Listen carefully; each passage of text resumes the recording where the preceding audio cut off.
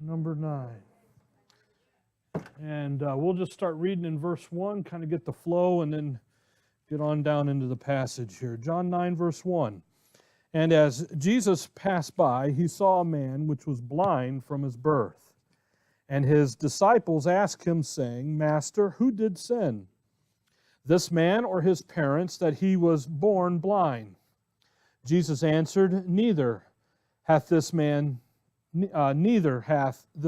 sinned, nor his parents, but that the works of God should be made manifest in him. I must work the works of him that sent me while it is day.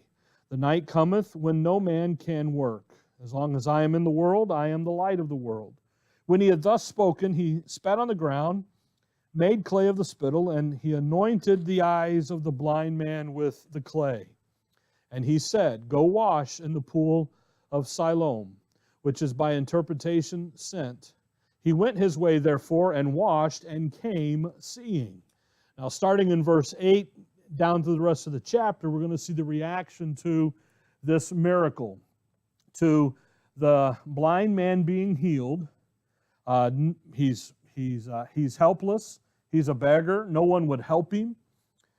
No one is going to give him any pity or any help. The Lord Jesus sees him, has some compassion on him. The disciples don't get it. They're not on the same page. Rather, they're into a theological discussion about who sinned and who did what and where.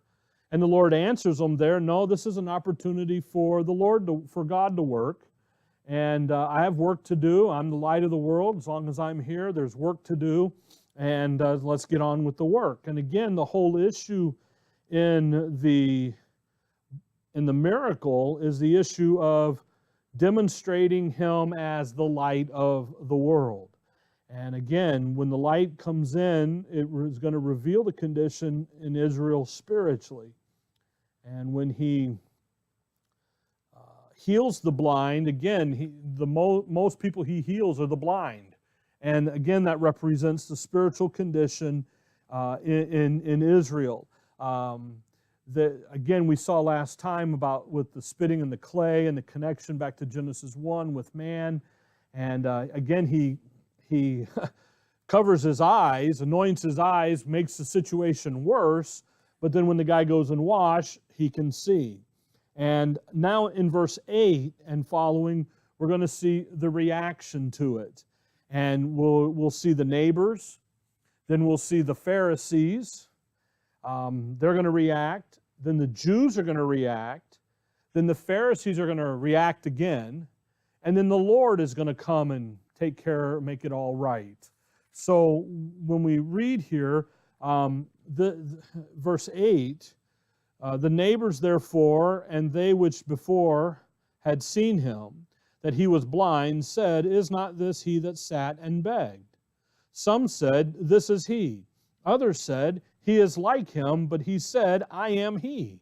Therefore said they unto him, How were thine eyes opened?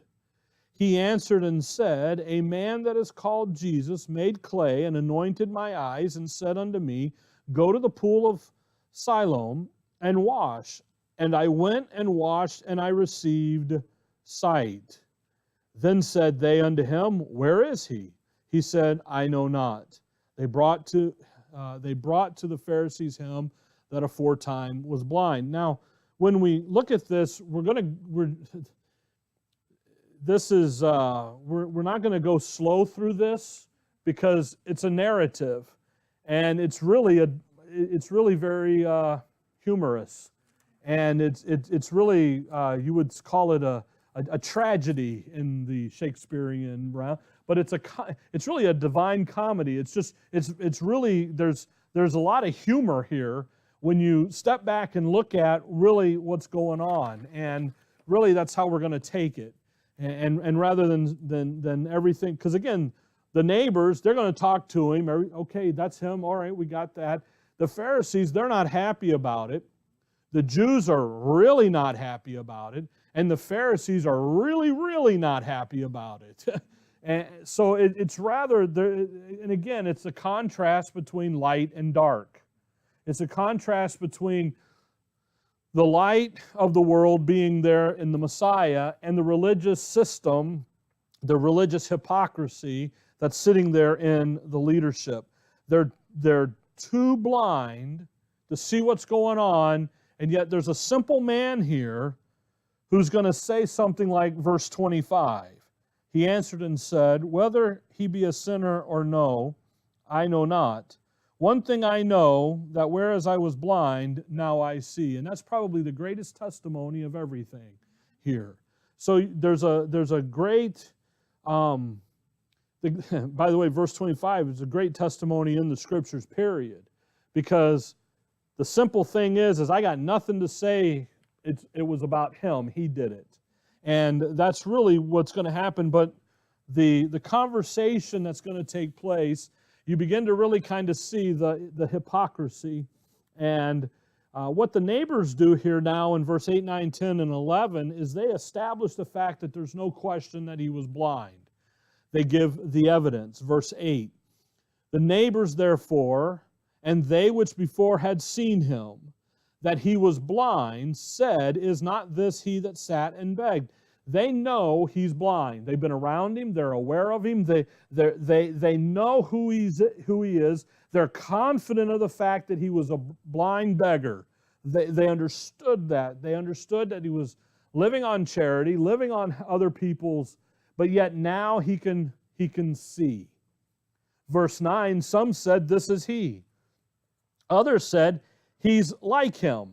So some are like, well, yeah, it kind of looks like him. And the other's like, well, yeah, it's him.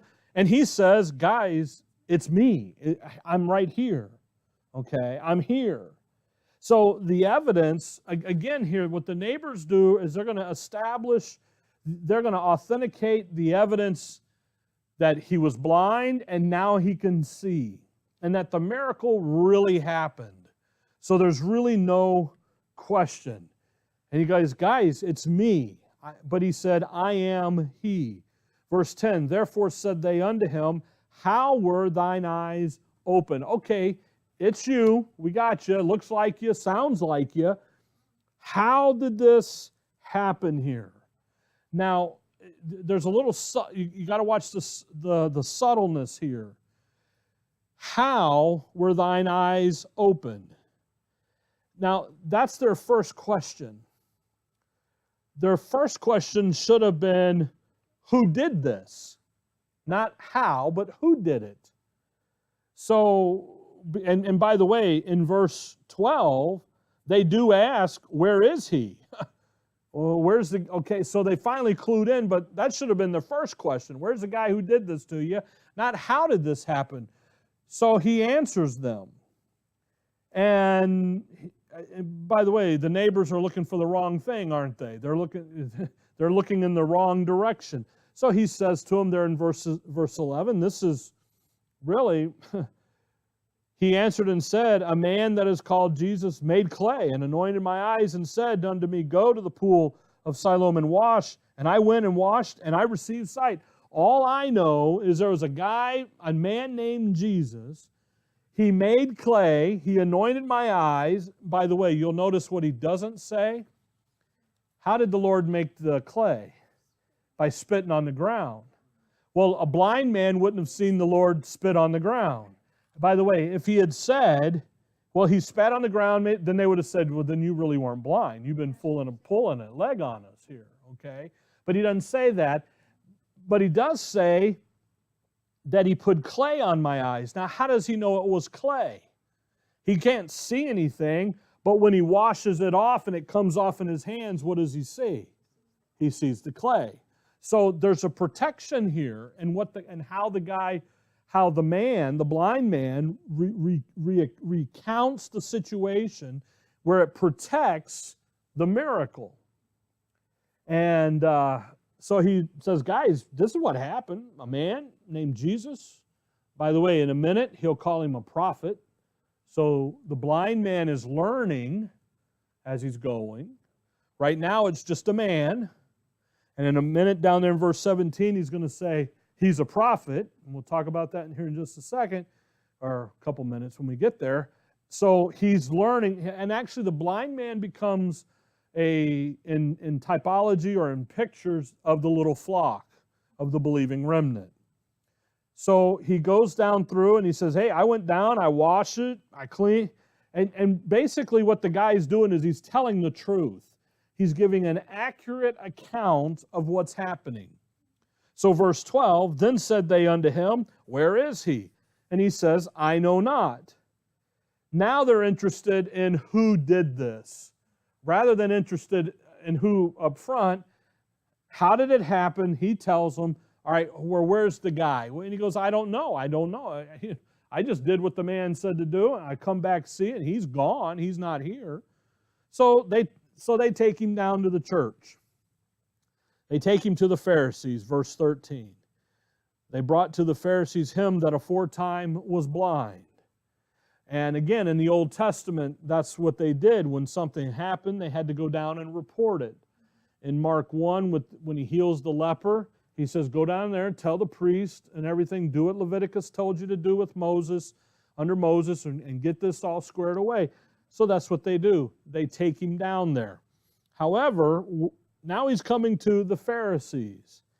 Now, these are the same crowd that's been dealing with the Lord in chapter 8.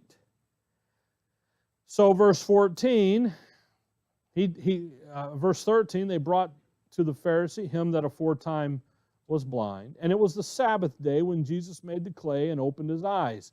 Now, as soon as you read that it was the Sabbath day, you ought to know, he did it again. Because he's been healing people on the Sabbath day all through, so far, the book of John.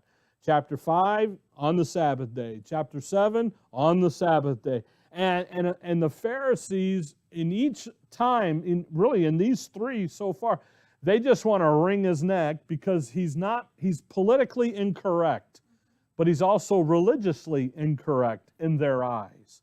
And the Pharisees they're into their religion.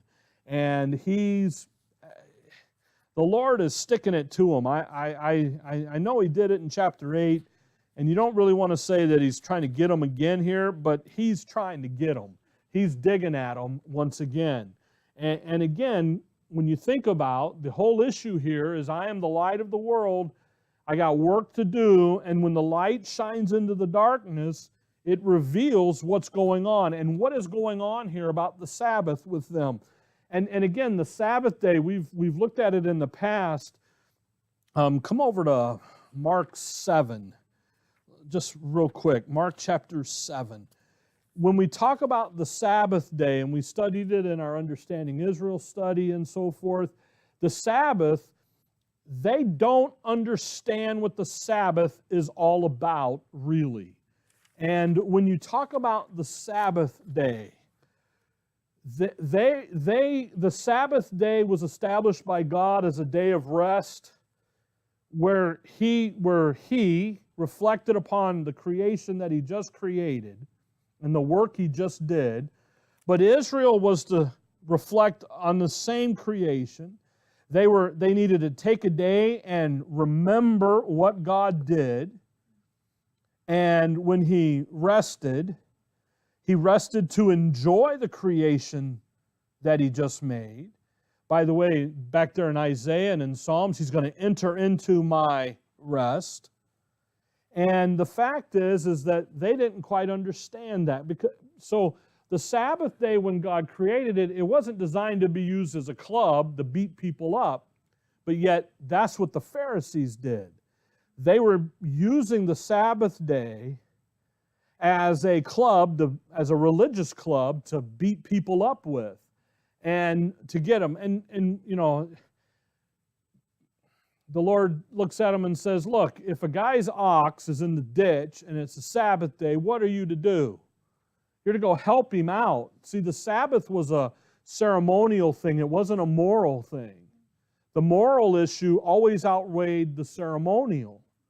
And when David and the guys go through and they're eating, or not David, when the Lord goes through and the disciples are hungry and they're eating the stalks on the Sabbath day and they all pitch a big fit.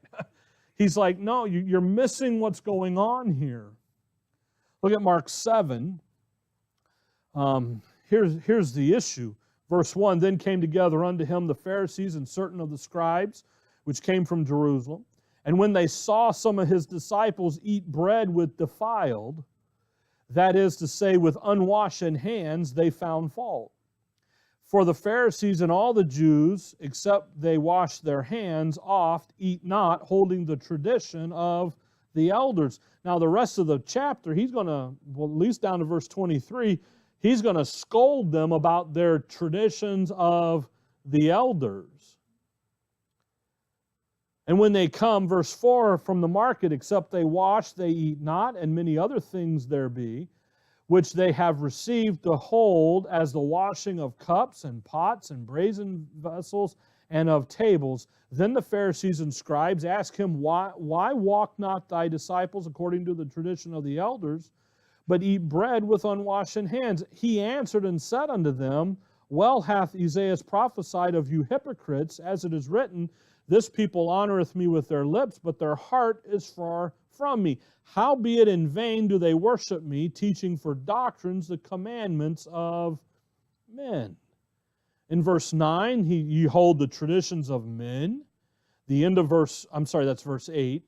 The end of verse 9, that you may keep your own traditions. I mean, he's nailing. What did they do? They had taken, really, the washing of pots and pans and hands isn't even back there. They just make this into something. Verse 13 is the result.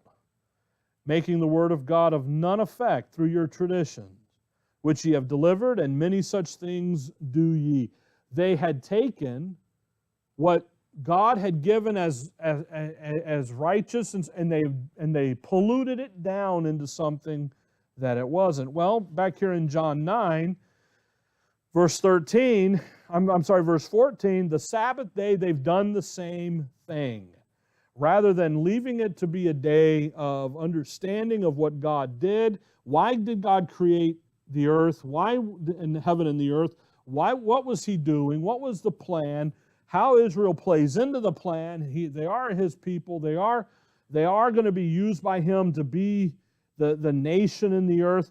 And they just completely, all they can see is that Jesus did something on the Sabbath. And they react. And now they're going to go after Him. But yet what they're going to do is they're going to go after the blind man first. And his parents, actually. Verse 15. John 9, verse 15. Go back over to 9:15. Then again, the Pharisees also asked him how he had received his sight. Notice the beginning of that verse. They're going to question him now. They're not here to honor the miracle or honor the Lord or give glory to the Lord. They're here to discredit the miracle. They're here to discredit the Lord. They don't like what's happening. Now, the beginning of verse 15 is interesting.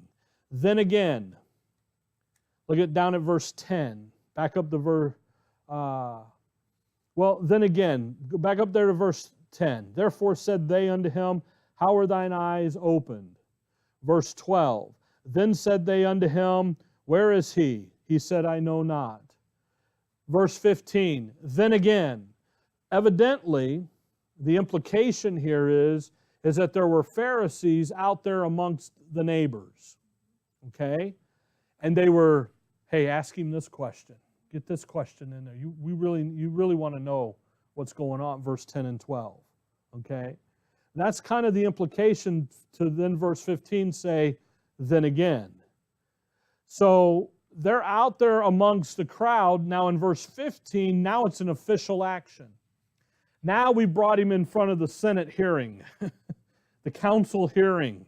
Now we've got a special hearing here for Sabbath day. Again, he broke the Sabbath day, third time now that we're aware of. So let's have an inquisition. Let's have a hearing, an investigation of this. By the way, if you drop down to verse 22, these words spake his parents because they, what?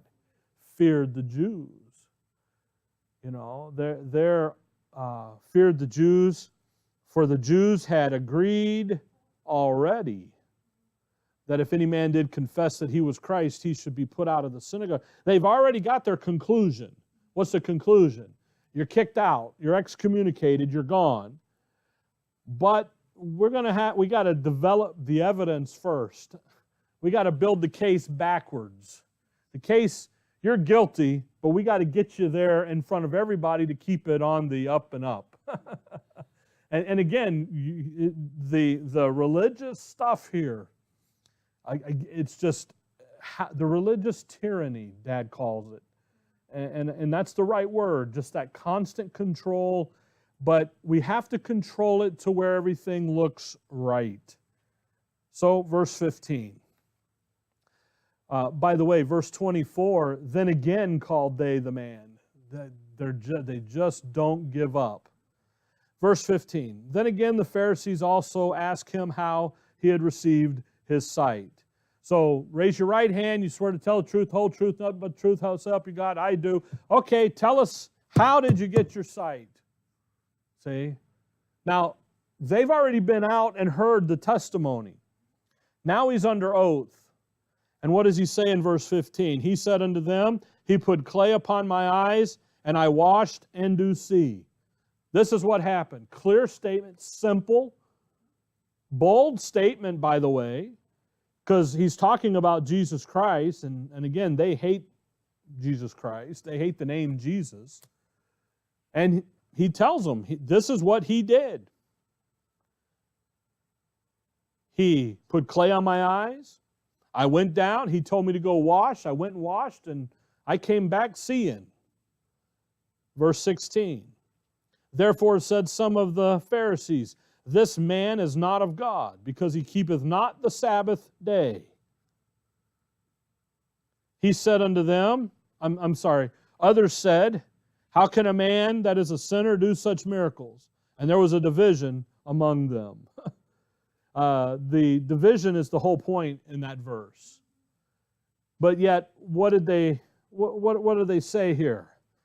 This man is not of God, because he keepeth not the Sabbath day. Again, what is the light doing? Pointing out the evidence. Look, this is what these guys are all about. Jesus Christ made a division among them, didn't he?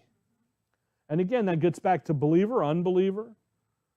He's making light, darkness. He's making identification issues here of the believing remnant and the apostate nation. He's already told them, it's not in John, it's in Matthew, Mark, and Luke, hey, I've come to divide. It's going to be father and mother and dad and son and daughter and mom and son. And I'm going to divide this thing up because it's believing remnant and unbelieving remnant. And again, coming out of chapter 8, big fight is going on. And now this fight's spilling over into the nation. And we'll see the little flock show up here in this blind man. No spiritual discernment at all about the Sabbath. He's a sinner because of what? Because he broke the Sabbath. And so they can't. It's amazing to me that they just don't get what the Sabbath was all about. And they don't make any sense. Again, the other side says what there in verse 16? How can a man that is a sinner do such miracles? It doesn't make any sense if this guy's a sinner that he can do this. See? So you got to fight. You got one side that says, no, he can't do it because he's not God. The other side says, well, wait a second, this doesn't make any sense. Now, again, the term sinner there, we talked about a couple weeks ago. It's not like for all have sinned and come short of the glory of God. All right, that's not what this is used. This is a Pharisee term, a Pharisaical term used in the sense of an outcast, okay, and unworthy to be considered. He eats with the publican and sinners. You know, over there, just movie mode, he's not one of us. He didn't come from our pedigree. So, if God isn't with him, then how can he do this stuff? And again, they don't ask. Verse 17, they say unto the blind man again. They keep asking. Again, verse 24, then again, verse 26, then said they to him again, what did he to thee? How opened he thine eye?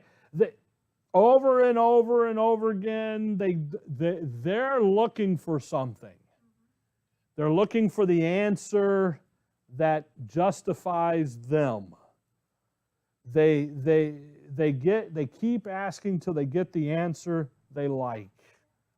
I was listening last week or two with the Senate hearings with the former FBI and then with the Attorney General. And they ask a question, and I listened to the beginning. And then later on, they'll ask the same question, and I'm sitting there going, asked and answered. You know? And I must have said that to myself or out loud in the truck a ton. Asking, but what are they looking for? A little slip, a little this. They've already come to their conclusion that he's guilty, and that if you identify him as Christ, you're kicked out. They're in verse 22. They've already come to that conclusion. They're just looking for this guy to say something that they can say, see, it's a miracle because you were blind and you can't see, but he didn't do it. Something else happened here. So again, they're shopping for that answer. They're answer shopping. Say it again here. Tell us again. They say it unto the blind man again, what sayest thou of him that he hath opened thine eyes? By the way, that issue about answer shopping, we do that even today. You know, you got a question, you got a concern, and you know what you want to do, so you go ask the preacher, and he tells you, no, you can't, you got to do this. So then you go to your best friend, and hey, this is, and they say, oh yeah, that'd be great. So you go do it, and my BFF said I could do it, you know, and we justifying getting around it, and again here, that's what they're doing. So they're really a bunch of hypocrites trying to build a case against Christ, and it's not working. But it shows their motivation. Again, the light shining in on the darkness. Now, verse 17, they say unto him, they said unto the blind man again, what sayest thou of him, that he hath opened thine eyes? They want to know, what do you say? We know he broke the Sabbath, and we got our opinions, but what is your opinion of Jesus Christ? What is your opinion? So he says, he's a prophet.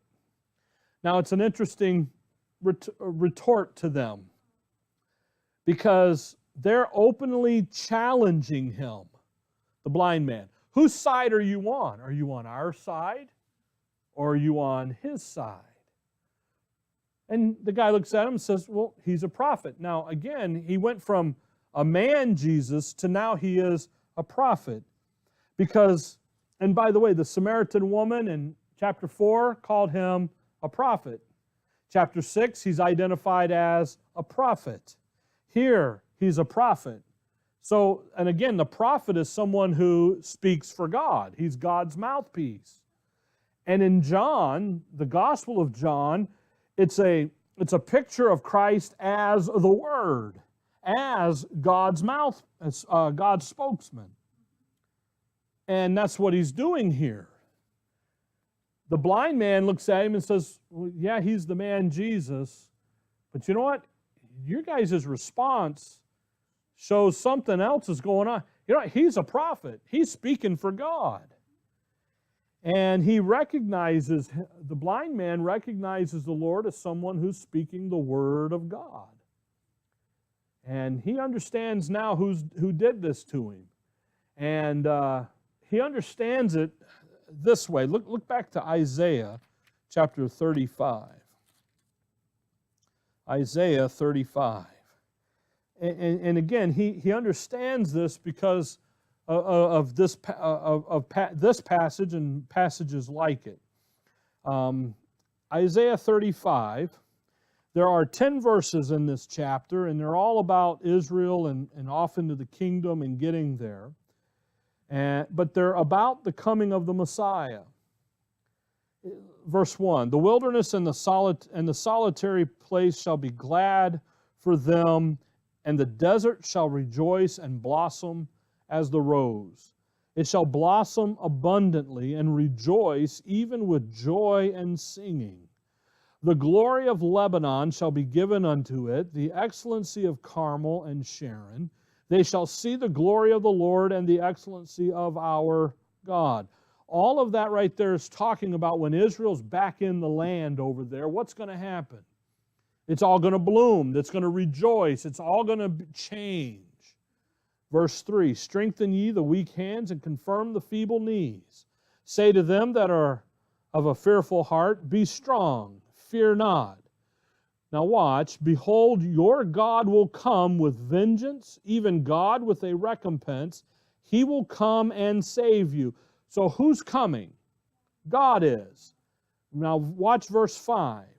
Then, key word in this whole thing is that word there. Then the eyes of the blind shall be opened, and the ears of the deaf shall be unstopped. Then shall the lame man leap as a harp, and the tongue of the dumb sing, and so forth. When God shows up, what's going to come right after it? The healing program does. See that? Verse 5 and 6, then, when God comes, He will come and save you. When God shows up, guess what's going to happen? Verse 5 and 6 is going to happen. Actually, verse 5, 6, 7, the rest of the section. See? So the blind man is well aware of Isaiah 35. And what does he know? Hey, wait a second here.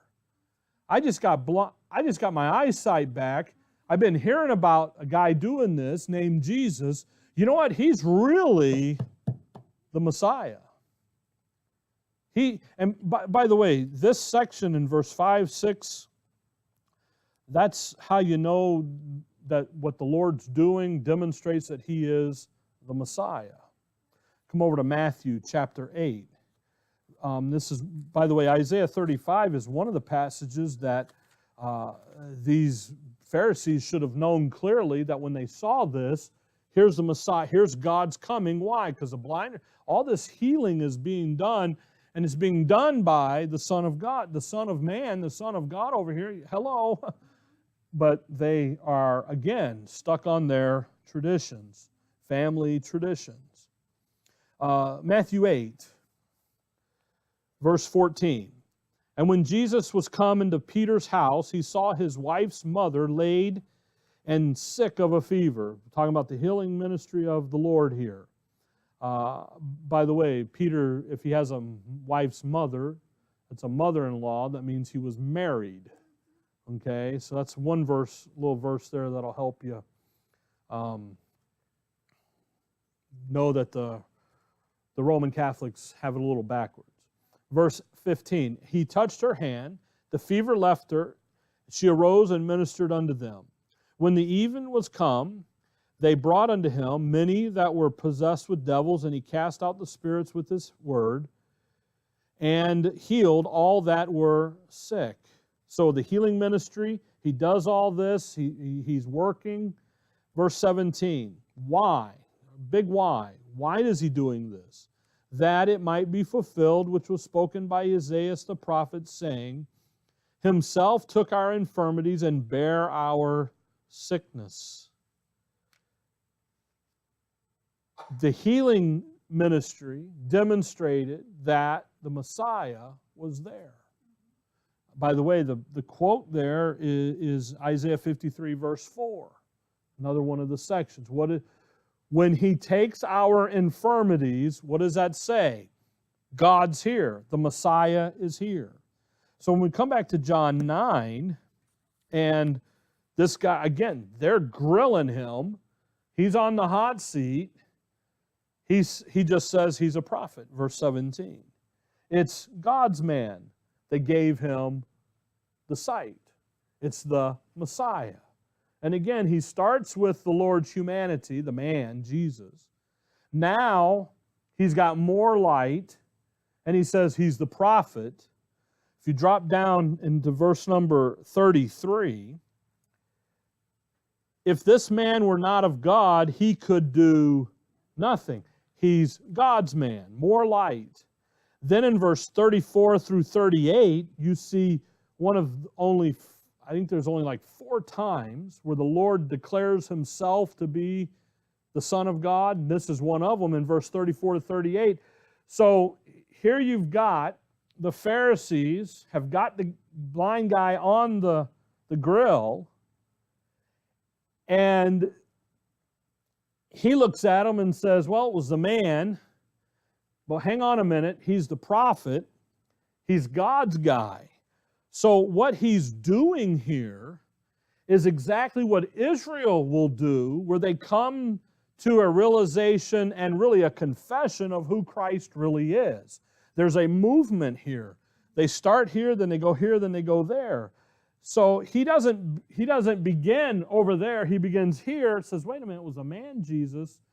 Hang on a minute. He's the prophet listening to you guys all riled up. And you know what? He's God's guy. He's God's man. So verse 18, 9:18. But the Jews did not believe concerning him. And so now we're going to go to the Jews. We were with the Pharisees, and now we got the Jews. Now that's going to be the other side of the aisle. We don't believe concerning him that he had been blind. We don't believe you were blind to begin with, and receiving his sight until they called the parents of him that had received his sight. We don't believe, you know what? This is all a hoax. They ignore the evidence. By the way, does this sound familiar?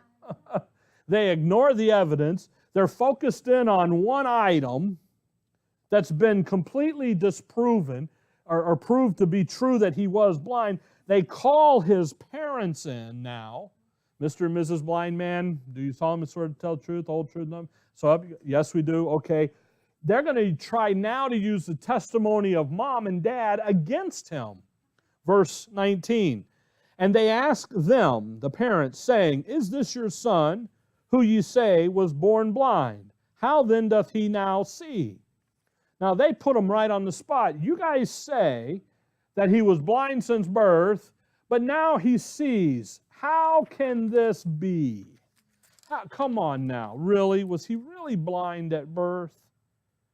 Now watch mom and dad do the old two-step. His parents answered them and said, we know that this is our son and that he was born blind. Okay? We know who he is and that he was born blind. But by what means he now seeth, we know not. Or who hath opened his eyes, we know not. He is of age, ask him. He shall speak for himself. Look at that. Listen, guys. Chairman, he was born blind. But now how he got to seeing and who did it to him, we don't know. We weren't there. But you know what? He's old enough. You can ask him. So the Jews, verse 22, these words spake his parents because they feared the Jews, for the Jews had agreed already that if any man did confess that he was Christ, he should be put out of the synagogue. Therefore said his parents, he is of age, ask him. So the parents do the two-step because the problem is in verse 22, they fear the Jews. They have the fear of man rather than the fear of God. The parents, we know he was blind. How he got to be sight, we don't know. You can ask him. He's old enough. He was there. They wouldn't say anymore because they didn't want to lose the synagogue access. See, but the problem is that this backfires on the Jews. Because they don't believe that he was what? Blind from birth. And what mom and dad just say? Yes, he was blind from birth. Again, it's just like this nonsense we see today in the political arena. It's backfiring. I kid you not. If they would be honest, and this special investigator get done, there's going to be a paragraph that says the president and his folks didn't know nothing, and there's going to be 35,000 pages about the former administration and all. because that's what's going to happen. Or it could not be. I don't know, but there's a lot going on here that just common everyday people looking at this goes, wait a minute. That's what's happening here. This is just in a religious context. It backfired. All they needed to do was to confirm that he was blind. The parents did that. Yet he sits there with his vision and he can see, and they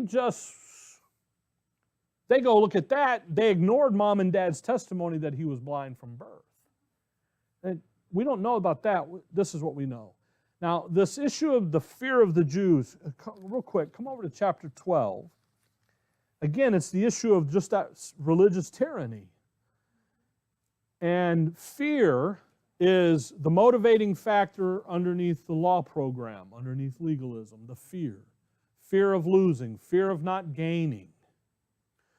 John 12, verse 42 and 43 is a passage that you ought to always remember when we're going through here. Nevertheless, among the chief rulers, also many believed on him. But because of the Pharisees, they did not confess him, lest they should be put out of the synagogue, for they loved the praise of men more than the praise of God. And that's the condition that's going on. And again, fear is a great motivator when you're underneath the issue of religion. Come over to Galatians 2. Galatians chapter 2, you see it here, even with Peter, the great apostle. Galatians 2, verse 11. But when Peter was come to Antioch, I withstood him to the face, because he was to be blamed. So Paul and Titus and Barnabas have gone down to Jerusalem. They've had the meeting. Now they're back up, and Peter's joined them in Antioch. And Paul's got to go rebuke Peter now. But notice why, verse 12. For before that certain came from James. Now, that's an interesting thing, because who came from James? Well, the circumcision guys did. But when you go to Acts 22 and you see James, I think it's 21 or 22, you see James and he looks at Paul and says, you got to go up here and do this, because look at how many I have zealous of the law. See, James broke the agreement over here. He's out doing other things a little bit here that he shouldn't have been doing. And legalism and fear. But anyway, watch verse 12. But for before that certain came from James, he did eat with the Gentiles. But when they were come, he withdrew and separated himself, fearing them which were of the circumcision. Even Peter succumbed to the pressure of the religious bosses.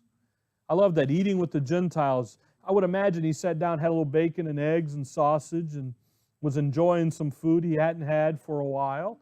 Then he sees them coming and hang on a minute, guys, excuse me, goes over quick and gets rid of the evidence, and and it caused such a dissimulation that even Barnabas was carried away with it. So when you come back to John 9, that's what's happening here. These guys have got mom and dad over a barrel. They got mom and dad on the witness, and all mom and dad were there to do was confirm that he was born blind from the beginning, but it backfired that he wasn't born blind, but it backfired because he was. And they look at him and say, look, man, you want to know why he's got his sight? You got to ask him. Verse 23. Now verse 24, then again called they the man that was blind. So evidently, he wasn't in the room when mom and dad testified, and he wasn't there on purpose. He sitting out in the foyer waiting. He doesn't know what mom and dad have said. That's why they got him outside the room. He's not there. They got him sequestered so that they can then again ask him, verse 24, that the man that was blind and said unto him, give God the praise. We know that this man is a sinner. Isn't that interesting? So he's not there. Mom and dad testify that he was blind from birth. It backfired on them. It's kind of one of those, oh, we shouldn't have asked that question. They look at him and they say, who do you think this guy is? And he says, oh, he's a prophet.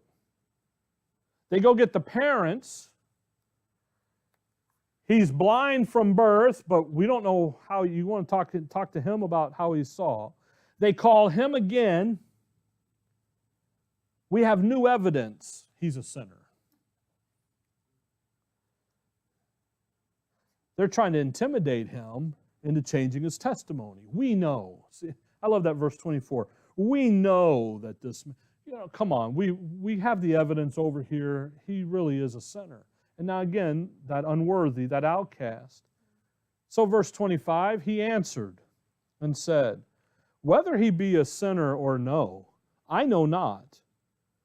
One thing I know, that whereas I was blind, now I see. Now, in that context of intimidation and grilling and manipulating, you know what he says? I don't know about all that, but what I do know is what I'm going to stand on. And that is, I was blind and now I can see. Verse 26, then said they to him again, what did he to thee? How opened he thine eyes? He answered them, I have told you already, and ye did not hear. Now watch this. Wherefore would ye hear it again? Will ye also be his disciple? Now he's turned the table on them. And that's one of those ouch moments. Okay? He's catching on to what they're doing. Now, we'll go back down through 26 and so forth next time because time's up. The point is in verse 25. He's standing up to the religious tyranny by simply standing in what he knows. What do I know? I know that what Jesus Christ did for me was he gave me back my sight. I know it wasn't me, I know it was him. That thing about the religious tyranny in Galatians 2, in Galatians 5, verse 1, he says, stand fast, therefore, in the liberty. What does grace do? What does knowledge do for you? It gives you some liberty, doesn't it? It gives you some understanding. That's what this man's got. He goes, look, guys, you can have evidence to kingdom come. What I know is what I'm standing in. And I know that I did what that man said, and I received my sight back. Whereas I was blind, now I see. By the way, when we get into verse 26, 27, hey, would you be his disciples? If I tell you again, is that going to convince you? And obviously, what he did really there was make them look absolutely foolish. And he did it on, their intimidation was turned around on them. So the reaction here, by the way, we're not done. We're done for the evening because of the time.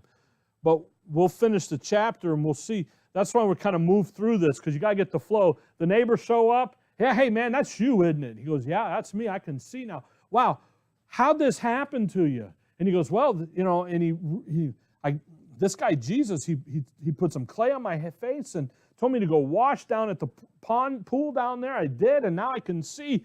And they go, well, who is he? He goes, I don't know who he is. I just know I did what he said. And, well, man, we got to go down to church and tell the guys at church. So he takes them down to the church, and the Pharisees look at him and say, what day was this done on? It's Sabbath day. Oh, okay, yeah, uh-huh. Oh, who did this? And he goes, I don't know who did this. Oh, we know who did this. He's got a record with us, and he's got a little history. And then they start grilling him. Then the Jews show up and goes, man, dude, this is a mess. This is a hoax. This is a fraud. This is false news. This is not true. This is not. By the way, where's your mom and dad? Go get them. All right, you saw him. Yep, we got this. Was he blind? Yes, he was blind from birth. Okay, but how he can see, I don't know. You're going to talk to him. Then the Pharisees come back, and they're like, or the Jews come up and we know he's a sinner. And the guy goes, dude, whatever evidence you have, I don't know, but what I do know and what I'm standing in is I was blind and now I see. Now he's going to face the Pharisees out, and then the Lord's going to step in. In verse 35, Jesus heard that they had cast him out, so they kick him out. And when he had found him, he said unto him, Dost thou believe on the Son of God? He answered and said, Who is he, Lord, that I might believe on him? And Jesus said unto him, Thou hast both seen him, and it is he that talketh with thee. And he said, Lord, I believe. And he worshipped him, and off you go. The rest of the thing there, verse 40, and some of the Pharisees which were with him heard these words and said unto him, Are we blind also? I mean, again, just the reaction to it. And the Lord's going to come in and make it all right. And in the blind man, what you see is that little flock. They begin to witness the man, Jesus. And then they come to that understanding of who he truly is. And again, you see the nation of Israel is going to do the same thing that produces that believing remnant, who is the true Israel of God. Okay? So we'll pick up in verse 26 and following next time, try to close out the chapter, all right? But kind of read it a little quicker, and because of just the humor in it. Because we see it around us today in 2017 in the political arena. Here, this is in the religious arena. And as Solomon said, there's nothing new under the sun. Okay? All right. Dear Heavenly Father, we thank you for the evening, Lord. We thank you for the look here into the life of Christ and how he's handling the religious folks and what he's doing, and he's doing your works because he is the light of the world. In your name we pray. Amen.